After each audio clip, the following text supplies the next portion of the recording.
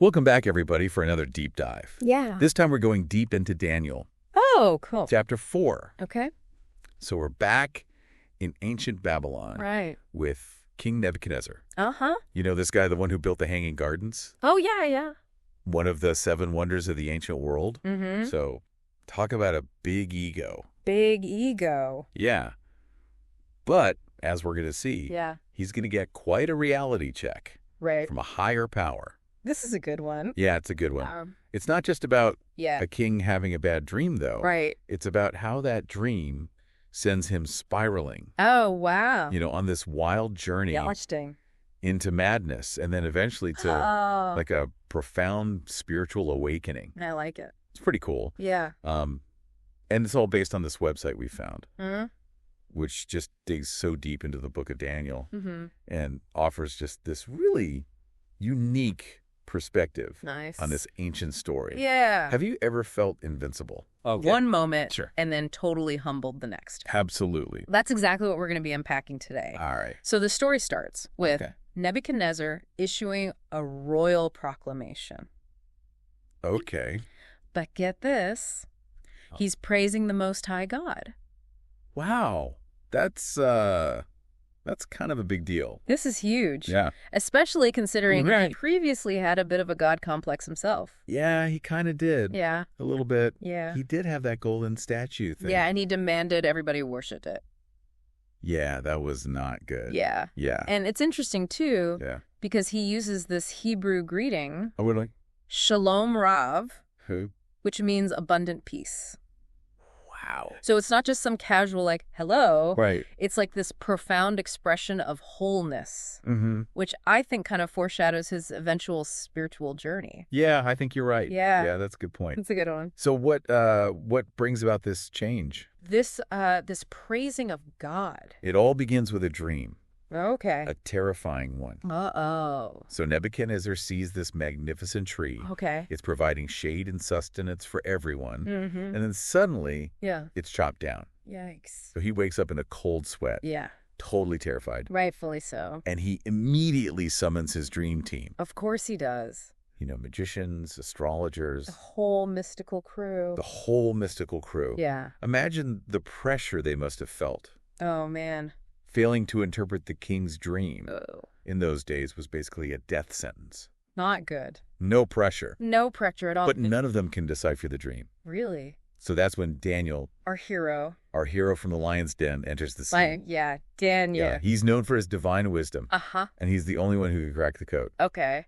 So Daniel steps up, Yeah. and he explains that Yeah. the tree symbolizes Nebuchadnezzar himself, and the cutting down represents Yeah. a prophecy of his downfall. Oh, wow. And trees often represent rulers in biblical symbolism. Okay. This giant warning sign, basically, Yeah. delivered with incredible courage Yeah, it takes guts to tell. to tell the king this. Yeah, to tell anybody, really, but especially the king. Especially when that power Right. is an absolute monarch. Yeah, scary. Yeah. So So what has it's a to... heavy message for anyone to deliver. Yeah, for sure. That's for sure. But there's hope, though, right? But there is a glimmer of hope Okay. because the dream specifies Mm. that the Mm. tree stump remains Okay. bound but not destroyed, Interesting. which suggests a chance for regrowth Okay. and restoration. Hope for a comeback. Yeah. Yeah. So there is a chance for Nebuchadnezzar Mm. to change his course. Right. The question is, will he heed the warning? Yeah, that is the question. That is the question. Yeah. So Daniel lays out this stark prophecy. Yeah. But how does Nebuchadnezzar, a king known for his immense pride, Yeah. react to this news? Well, Yeah. he doesn't exactly take it to heart. Well, no. No, he doesn't. So about a year later, Okay. he's strolling on his palace roof, Uh-huh. boasting about his accomplishments, Oh, boy. when suddenly, Yeah. bam, the Oh. prophecy comes true. Oh, man. He loses his mind, Oh, it's... starts acting like a wild animal, Wow. and lives that way for 7 years. 7 years? Yeah. Wow. Talk about a dramatic wake-up call. That's a big wake-up call. Right. Yeah. You mentioned earlier that Yeah. the Hebrew greeting Shalom Rav Uh-huh. foreshadowed Nebuchadnezzar's Yeah. journey toward wholeness. Right. Do you think that this descent into madness Oh. is part of that process? That's an interesting question. Yeah. It's certainly a radical way Yeah. to learn humility. Yeah. You know, Yeah. it's interesting that you brought up Shalom Rav Uh-huh. because Yeah. the source material points out that the number 12, Yeah. which appears throughout the Bible, Uh-huh. is often associated with divine authority. Interesting. And it's been 12 months Okay. since Nebuchadnezzar's dream. A full year. A full year. And he still hasn't learned his lesson. Oh, no. He's so blinded by pride Wow. that he ignores the warning Oh. and faces the consequences. Yeah, and the fact that his madness lasts for 7 years Right. suggests this period of testing and refinement, Okay. ultimately leading to completion and a new beginning. So it's not just a random punishment, No. but like a divinely ordained period of transformation. Exactly. Yeah, it's like he had to hit rock bottom Yeah. to finally see things I clearly. think so. Yeah. Yeah. And that brings us to Yeah. the incredible part of the story, Okay. his restoration. Oh, wow. After 7 years of living like an animal, Yeah. Nebuchadnezzar's sanity returns, Okay. and he finally recognizes the true God, Whoa. giving him all the glory. That's powerful. Yeah, it's a testament to the idea that Yeah. it's never too late to change, Right. to turn your life around. Absolutely. And it's not just about a change of mind. Right. It's a complete transformation of his heart. Yeah. It's a heart change. Yeah, he goes from Yeah. boasting about his own accomplishments Right. to praising and exalting the Right. King of Heaven. Yeah. He gets it now. Yeah, he finally understands. That true power comes from humility Yes. and recognizing a higher authority. It makes you think about Yeah. what trees of pride Right. we might be clinging to Uh-huh. in our own lives, That's a good question. right? Yeah. Are we giving credit where credit is due? Mm. Are we recognizing a power Yeah. greater than ourselves? Good questions. Yeah. And it's interesting to note that Yeah. Nebuchadnezzar doesn't just regain his sanity, Right. he's fully restored to his throne, Wow. even greater than before. Really? Yeah, his advisors and his lords Oh. seek him out, Wow. acknowledging his transformation Yeah. and welcoming him back. That's awesome. Yeah, it's a remarkable comeback story. Yeah. He loses everything, Yeah. faces the consequences of his pride, Right. and emerges from this experience Yeah. not only restored, Right. but elevated. Yeah.